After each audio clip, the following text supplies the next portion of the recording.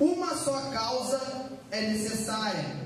Maria, pois, escolheu a melhor de todas, ou em outras traduções, a boa parte, e esta não lhe será tirada. E esta não lhe será tirada. Os irmãos podem tomar seu assento? O texto é um texto muito interessante. Quando me foi dado o tema, quando comecei a estudar, me aprofundar no texto, me surgiu algumas preocupações. O que eu vou trazer aqui, aonde eu vou abordar um tema, aonde eu vou me aprofundar no ponto. Mas quando começando a conhecer o texto, nós vamos ver que o texto do começo ao fim, do seu verso de número 38 ao seu número de 42, ele vai nos trazer diversos ensinamentos, a qual nós devemos compreender e entender que é necessário para termos uma vida de acordo conforme a vontade de Deus. Uma vida a qual o seu caminho, a qual nós trilhamos, sempre vai ser instruído pelo próprio Jesus. Quando entramos no Evangelho, nós vamos ver que cada um dos escritores, tanto Mateus, como Marcos, Lucas ou João, eles vão direcionar a sua mensagem, direcionar a sua escrita para um tipo de pessoa. Nós vamos ver que Mateus escreve aos judeus, a qual esperava um Messias prometido nas Escrituras. Nós vamos ver que Marcos ele vai escrever aos romanos, a qual esperava um Jesus servo humano, a qual fazia em ação. Nós vamos ver que Lucas ele vai escrever aos gregos gentios, um Jesus como um salvador e amigo dos marginalizados. Nós vamos ver que João ele vai escrever para todo tipo de pessoa. Alguns vão dizer que se trata até do Evangelho universal, a qual é direcionado a todos. Só que dos quatro, nós vamos ver que 3 deles são testemunhas oculares do ministério terreno de Jesus. Nós sabemos que é Mateus, Marcos e João. Lucas ele vai ser uma testemunha a qual não é ocular. Lucas ele vai escrever de acordo com o que ele ouve, conforme ele estuda, conforme ele se aprofunda no seu conhecimento. Nós vamos ver que Lucas ele vai abordar alguns tópicos, algumas passagens, a qual os outros escritores não vão escrever. E nós vamos ver que esse texto é um texto a qual Lucas é um dos que vai fazer menção. Só que quando nós vamos entrar no seu contexto, quando vamos nos aprofundar no que está passando na história, nós vamos ver que Jesus ele vai sair da Galileia, ele vai em direção a Jerusalém com um objetivo. Nós sabemos que o objetivo de Jesus em ir a Jerusalém era para que se cumprisse a profecia, para que se cumprisse o propósito, a qual ele sabia que em Jerusalém ele seria traído, seria preso e seria crucificado e concretizaria as promessas a qual foram profetizadas. Só que quando entramos nesse contexto, nós vamos ver que Jesus ele passa por Samaria e vai chegar em Betânia. Nós vamos ver que no texto em si não vai fazer menção Betânia, mas quando entramos em João, no seu capítulo de número 11, no seu verso de número 1, nós vamos ver que vai ser claro aonde Lázaro, irmão de Marta e Maria, morava, nos dando a clareza que aonde Jesus chega neste ambiente, aonde é esta casa, é Betânia. Só que quando nós vamos ver que a saída da Galileia até Betânia era uma viagem muito longa. Jesus ele teve um trajeto de muitos dias. Nós vamos ver que do texto a qual mostra Lucas no seu capítulo 9, do seu verso 51 até Lucas no capítulo de número 10 até o 38, é aproximadamente 160 quilômetros de distância. Era uma viagem de muitos dias.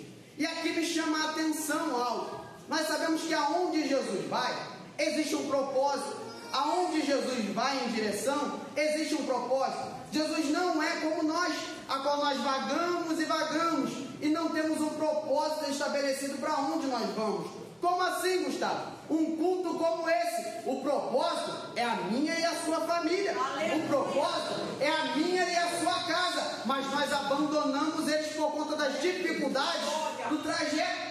Mas Jesus ele mostra uma clareza, independente da circunstância, independente da dificuldade do trajeto, ainda tem um propósito. E qual é o propósito? Eu vou chegar lá para operar. Você pode olhar a circunstância do cenário, você pode olhar a circunstância circunstância a qual nós estamos enfrentando, mas existe um Jesus que não anda sem propósito. E eu posso te dizer algo, eu já senti a presença dele aqui.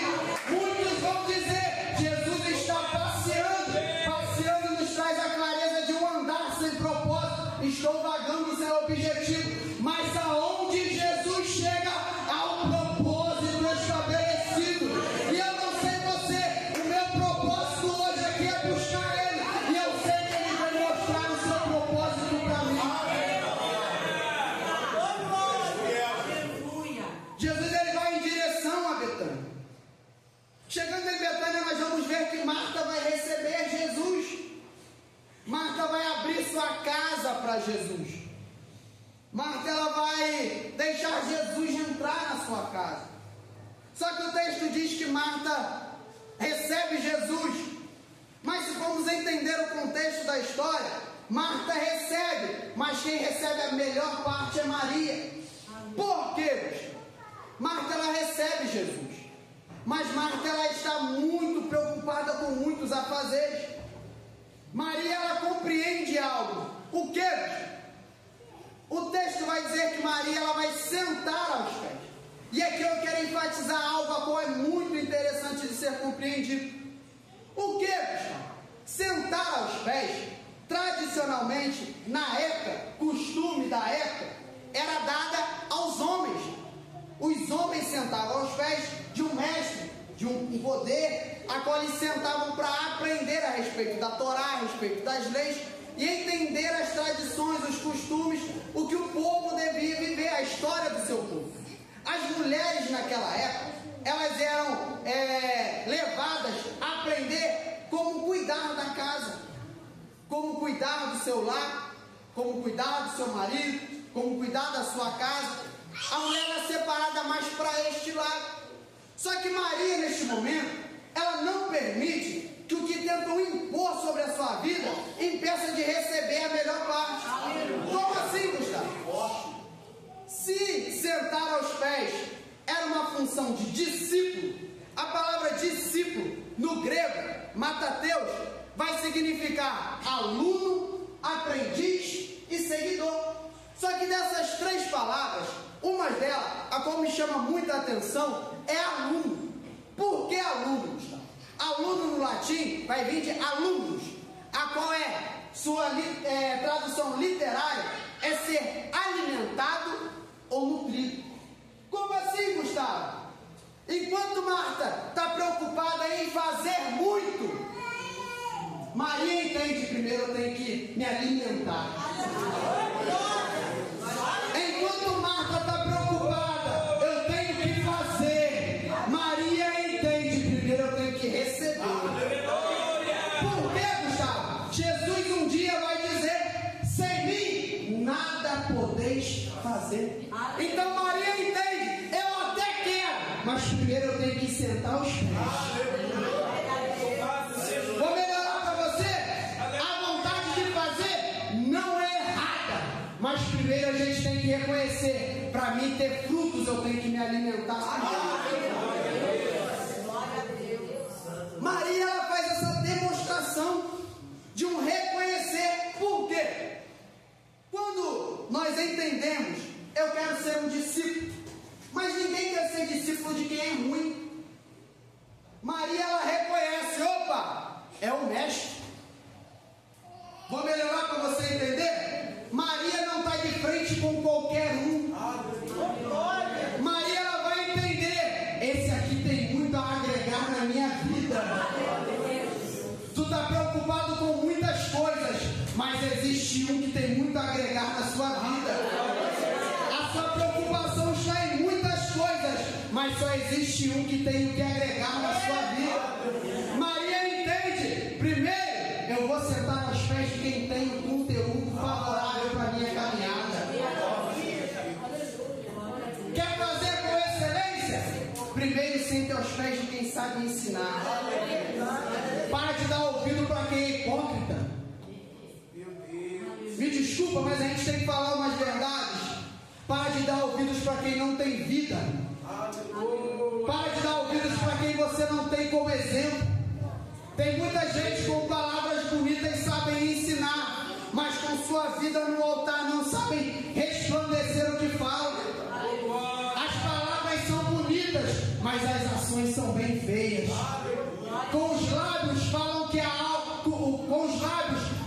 a carne almeja, mas com as atitudes mostram ser totalmente ao contrário. Da boca falam o que as pessoas querem, foi palavras bonitas, a qual incentivam pessoas a viver essa vida, mas por trás das cortinas vivem de uma forma totalmente diferente. Há um livro chamado Piedade e Paixão, a qual ele vai definir esses mestres como mestres dos pecados. Porque com o microfone na mão falam para você seguir Jesus, mas por trás não são seguidores. Com o microfone na mão dizem, largue o adultério, mas por trás da cortina são adúlteros. Pessoas que na frente com o microfone na mão dizem, não é para mentir, mas por trás são grandes mentirosos, mestres do pecado. Maria entende, eu não estou de frente com fariseus e escribas, eu estou de frente com o mestre, onisciente, onipotente, aquele que tem todo o conhecimento.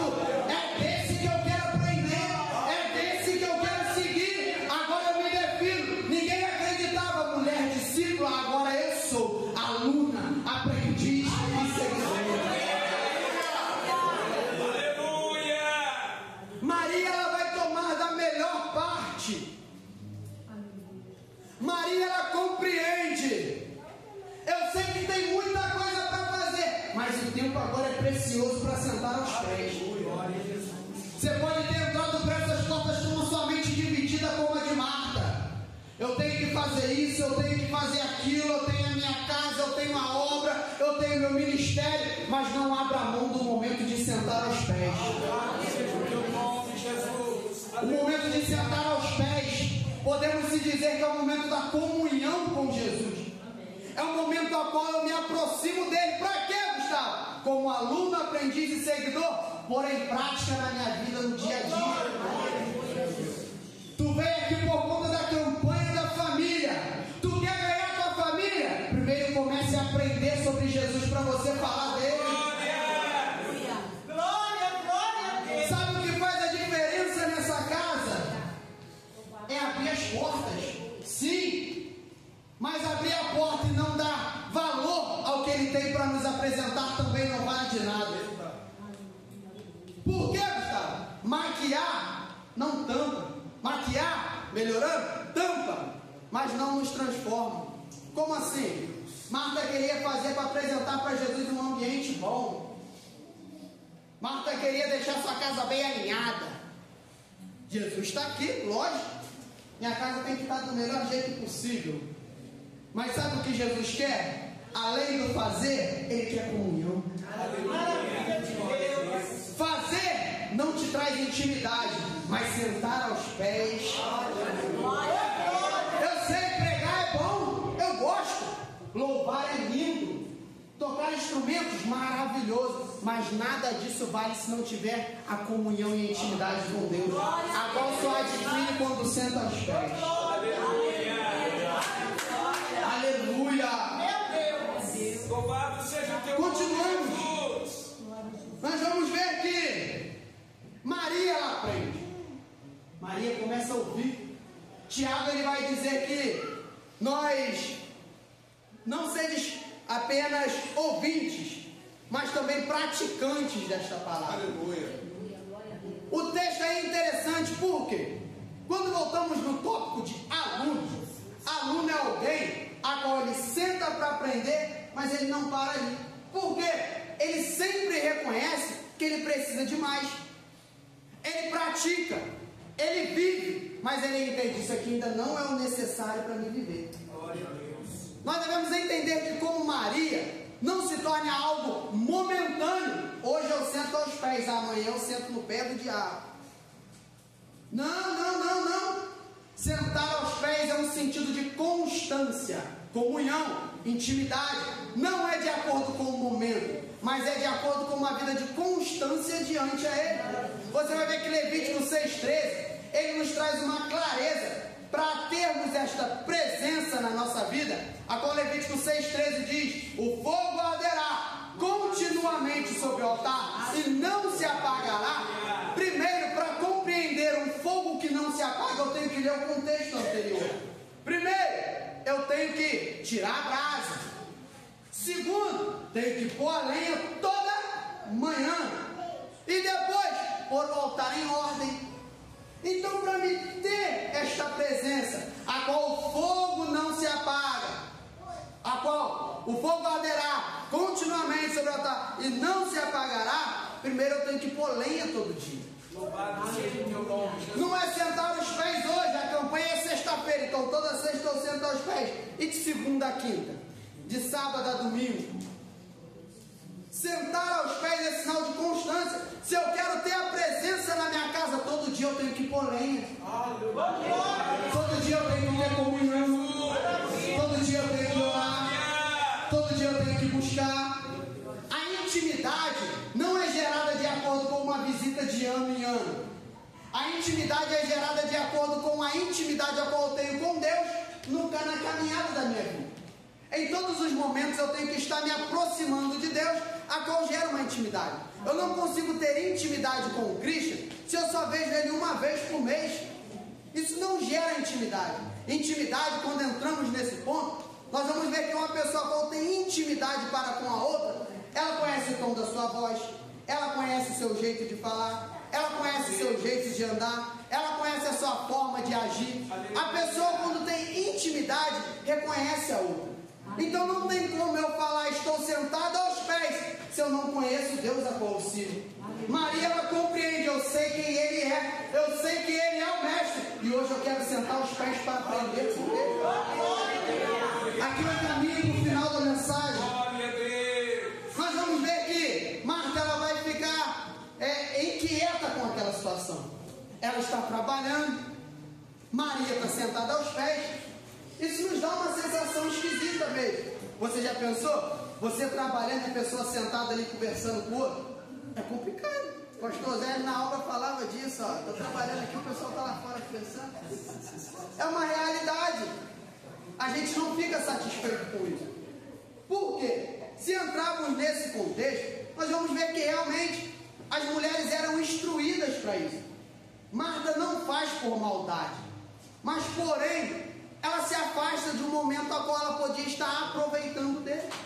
Algumas das vezes a nossa mente está tão conturbada, a qual nós entramos num culto a qual a presença é manifesta, mas a nossa mente está lá na nossa casa, a nossa mente está no nosso trabalho, a nossa mente está naquela dívida que a gente tem que pagar, a nossa mente está nos nossos filhos. Eu não tenho filho, agora não, mas eu vou ter. A nossa mente está em diversas coisas. E se esquecemos que nós temos que ter comunhão com Jesus.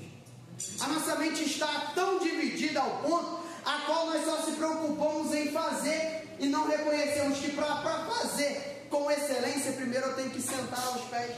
Aleluia. Maria, ela entende. Marta tem que ser tocada para compreender. Só que Jesus, Ele vai dizer algo a Marta. Marta, tu está inquieta, tu está ansiosa, por muitas razões. Guarda isso aqui. O texto é claro em mostrar que Marta está preocupada por muitos motivos. Só que Jesus, no seu capítulo de número 42, Ele vai dizer algo que é muito interessante. Por quê? Você vai ver que Ele vai dizer: todavia, há uma só causa necessária. Se Ele está mostrando que só existe uma causa, motivo ou razão, então não há outra escolha a se tomar. Podemos se dizer que existia uma escolha, mas só uma é a certa, só uma é a correta. Então Jesus quer mostrar para Marta: Marta, a sua mente está preocupada com muitas coisas, a qual nós botamos como prioridade na nossa vida. Como assim, Gustavo? Algumas das vezes nós temos prioridades a qual nós botamos em primeiro da nossa vida. A prioridade é o meu trabalho, então eu largo a igreja para trabalhar. A minha prioridade é fazer as minhas vontades, eu largo o que eu tenho de melhor para fazer. Então, quando a prioridade se torna algo a qual não seja o momento de comunhão com Jesus, de nada vale. A partir do momento que a pregação na minha vida vale mais do que a minha comunhão com Deus a qual eu prego, a minha pregação não vale nada. A partir do momento que a minha prioridade é louvar, o meu louvor não vale nada. Por quê? Porque eu não tenho comunhão com Deus a qual eu louvo. Nos tornamos hipócritas. Como eu dizer para alguém devemos ter comunhão com Deus a qual nós servimos se eu não tenho? Então Jesus está mostrando para Marta: Marta, a sua preocupação é fazer, mas só uma causa é necessária. E o texto continua. Jesus vai mostrar para Marta: ó, e a sua irmã Maria escolheu a boa parte. A palavra boa parte no grego, agat meri, lembra a linguagem do Antigo Testamento sobre herança e porção. Porção de Deus. Então, quando Jesus diz: Marta escolheu a boa parte, Marta escolheu o que? A porção de Deus. Aleluia! Em tudo agora poderia escolher, Marta escolhe a porção de Deus. Por quê? Porque quando escolhemos a porção de Deus, não pode nos ser tirada. Como assim? Marta está preocupada com coisas passageiras. Marta escolhe as coisas passageiras. A Bíblia nos diz, um salmo: o choro pode durar uma noite, mas a alegria vem pela manhã. O indicativo é: o choro é passageiro, de manhã a alegria vem. Marta, tu está preocupada com muita coisa. Marta, tu está preocupada por muitas razões. O que você tem é passageiro. E Maria, o que escolhe? É eterno. E o que é eterno ninguém pode tirar. O que é do céu na sua vida ninguém pode tirar. Essa noite eu te convido a se colocar de pé, que eu encerro a mensagem. Maria está preocupada com Marta, está preocupada com o que é passageiro. Marta está preocupada com que o momento acaba. Mas Maria escolhe o que nada pode tirar. A morte não pode tirar o que é eterno. Ninguém pode tirar o que é eterno. Palavras não podem tirar o que é eterno. Mas aquilo que é eterno dura para sempre. Nada pode tirar a boa parte que você escolheu. E nessa noite a mensagem é: você veio aqui por causa da campanha, você veio aqui por conta da família. Mas o que eu posso te dizer é: primeiro vamos sentar aos pés. Para quê, Gustavo? Estarmos bem alimentados, para poder alimentar a minha e a sua casa. Não tem como eu apresentar a boa parte se eu não conheço ela. Não tem como eu apresentar um Deus que cura se eu não conheço Ele. Não tem como eu apresentar um Deus que salva se eu não sou salvo. Não tem como eu apresentar um Deus que transforma se eu não fui transformado. Primeiro sente aos pés para conhecer, para depois você apresentar Ele. Para concluir a mensagem, o texto é claro em mostrar duas pessoas, a qual uma escolhe algo e a outra escolhe outro. Deus me trouxe aqui para te fazer uma pergunta. Não precisa me responder, é autorreflexiva. Se existe uma escolha, sabendo que só existe uma certa a se escolher, nessa noite a minha pergunta para você é: qual tem sido a sua prioridade? Tu quer restaurar tua família, mas qual tem sido a tua prioridade? Tu quer Jesus na tua casa, mas qual tem sido a tua prioridade? Tu quer tua família transformada, mas qual tem sido a tua prioridade? Será que a tua prioridade são coisas vãs? Será que a tua prioridade são coisas passageiras? Ou será que a tua prioridade são coisas eternas? Aqui eu encerro a mensagem. Nesta noite a minha pergunta para você é: qual é a tua prioridade? Será que a tua prioridade é sentar aos pés? Será que a tua prioridade é se aproximar deste Deus? Será que a tua proximidade é buscar verdadeiramente esse Deus? E aqui eu encerro e entrego o microfone. Faça uma autorreflexão. reflexão: qual tem sido a minha e a sua prioridade? Será que eu escolho a boa parte? Será que eu escolho a porção de Deus? Ou será que eu estou preocupado com coisas vãs, a qual Deus, a qual o Senhor aos pés tem poder para resolver? E assim eu agradeço a minha rica oportunidade. E o que o Senhor ministre e dá no coração de cada um. E assim eu agradeço a